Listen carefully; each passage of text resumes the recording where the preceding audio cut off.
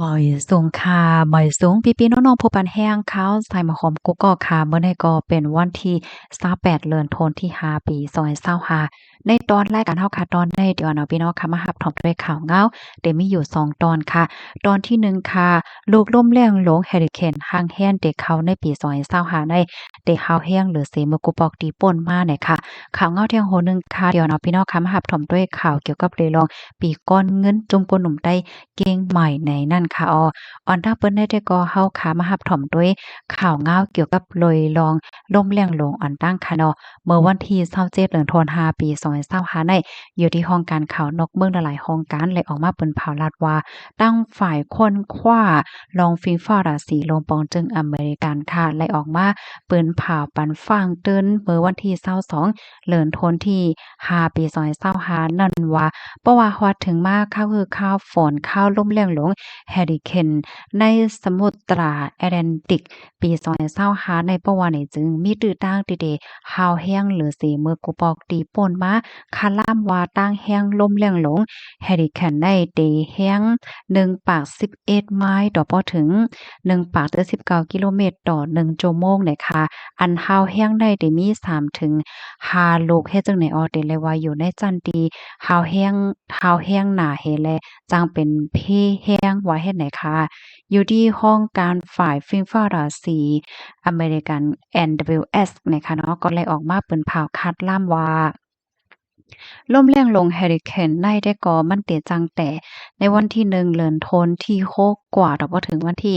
30เดือนธันที่11เฮ็ดจังได๋คะในวงวางข้าวตั้งอันที่ว่ามันได้เนี่ยก็มันเตจังเกิดขึ้นเป็นลมแรงลงว่าจังหวะเจิ้นนายเฮ็ดไหนค่ะนะเขาลาดว่าในปีได้ก็เตจังมี13ต่อถึง19ลูกเจิ้นนายเนาะตั้งแห้งมันได้ก็เตแต่ที่62กิโลเมตรต่อ1ชั่วโมง อันนั้นเนี่ยเตมีอยู่ม6ถึง10ลูกเฮ็ดจังไหนค่ะนะเฮียก็อันเฮาแฮงมันก็เตมีปากปลายจังที่เฮาคาถ่อมกว่าเมื่อไกลนั่นเฮ็ดไหนค่ะเกี่ยวกับไปลองเนี่ยค่ะเจ้าหน้าที่ภูมิพลพร DNWS เนี่ยก็เลยลาดว่าลองตั้งที่อันเตเฮ็ดให้ลมแรงลงเฮอริเคนเฮาแฮงในปีนี้ได้ก็เป็นย้อนเปะว่าปึ้นผิวปางหลายนั่นมันเตอร้อนไหม้มาเฮ็ดจังไหนเหี่ยวก็มันก็เฮ็ดให้ฟิงฟ้าแหลกหลายเพราะว่าฮอดถึงมา เขาคือข้าวฝนห้าอำนั้นก็เข้าเหมือนจังหนังว่าลมแรงลง5สังหาแหละจังไหนก็มันก็เตอหาวแห้งมาว่าสังว่าเจ้าไหนเฮ็ดไหนคะเกี่ยวกับไปลองในค่ะตั้งฝ่ายจั้นจอมดีโคโลราโดอันเป็นฝ่ายค้นคว้าจะเสียงใหญ่นั่นก็ไล่ออกมาเปิ้นแพร่เหมือนกันในคะเนาะว่าเพราะว่าฮอดถึงมาข้าวลมแรงลงเฮอริเคนในปีนี้ได้ก็มันก็เตจางหาวแห้งให้ในคะเนาะที่จั้นจอมนั่นในเขาคาล่ำว่า เดจังมีลมแรงลงในไล่นำถึง17ลูกนะคะและในนั้นในตากเกาลูกในเป็นเฮอริเคนนะคะนะเหี่ยก็อันฮาวแรงเฮอริเคนใหญ่ๆเนี่ยได้ก็ได้มีอยู่4ลูกให้นะคะเนาะเพราะว่าเฮาคามาด้วยอันเขาคาล่ำไว้ในก็ป้อปลายเปิงกันจังไหนเนี่ยค่ะตอนดามเมื่อปี2024ที่ป่นมานั่นค่ะนั่นก็ได้เลยว่าฮาวแรงค่ะนะอันฮาวแรงมันลมแรงลงเฮอริเคนได้ได้มีอยู่5ลูกค่ะทั้งเสียงทั้งหมดก็ได้มีอยู่11ลูก เฮ็ดจั่งใดคะตั้งเซ็งทั้งหมดเนี่ยมี11ลูกและลมแรงลงที่อันได้รับการ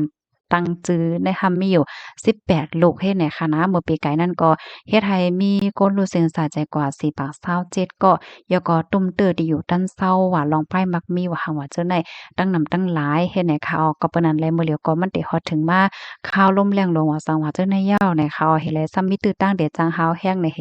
หนังหือก้นวันก้นเมืองบ่ได้เลยรับถอมรับพูดแล จังไรหางเฮียนโตตั้นกันนั่นเฮ็ดไหนเขาตั้งฝ่ายผู้มีผลพรเขาเนี่ยก็จังไรมาปืนแพ่ปืนผาฟังเติ้นว่าเฮ็ดไหนคะนะพี่น้องค่ะมันก็ที่รับถ่อมกว่ายอก็ได้มีความถามค่ะเนาะว่าเฮียงเลยว่าลมแรงลงเฮอริเคนอันใหญ่5ลูกลมแรงลงเฮอริเคนตั้งหมด11ลูกและลมแรงลงอันไล่รับรองตั้งจื้อ18ลูกมันแค่ปองว่าจังหือเนี่ยมันเป็นเฮ็ดไหนคะนะเมื่อวันนั้นค่ะใกล้เอามาแหน่บัดพี่น้องค่ะอยู่เนาะใกล้กับว่ามื้อเหลียวในมันขับชามแล้วมันเป็นหังกมโหค่ะนะมันผมมันถึงว่าในสมมุติตลาดเฮ็ดไหนคะเนาะมันได้มีเหมือนจังว่าลมแรงลงเนี่ยมันแต่มาเฮ็ดไหนคะนะเพราะว่ามันแต่มาเลขหายกว่าขึ้นได้ก็เพิ่นก็บ่ได้สนใจค่ะเนาะเพิ่นก็บ่ได้ตั้งจื้ออิหยังปานมันเฮ็ดไหน ค่ะเนี่ยกำไรเพราะว่ามันตั้งขึ้นมามันเหมือนจังว่ามันตั้งหมูตั้งจุ้มของมันเนี่ยตั้งมาบ่ใหญ่ๆมาเนี่ยก็เปิ้นก็ประกาศด้วยว่าลูกล่มเลี้ยงลงได้มันดีกว่าทั้งหลายเนี่ยเปิ้นก็ใส่ปันจื้อมันเฮ็ดให้นั้นค่ะเนาะเฮาค่ะเนี่ยก็เตหันค่ะเนาะมันนังมื้อละหลายปีป่นมาเนี่ยล่มแรงลงจื้ออันใดโมขาวอะซังว่าเฮ็ดให้นั้นค่ะเนาะ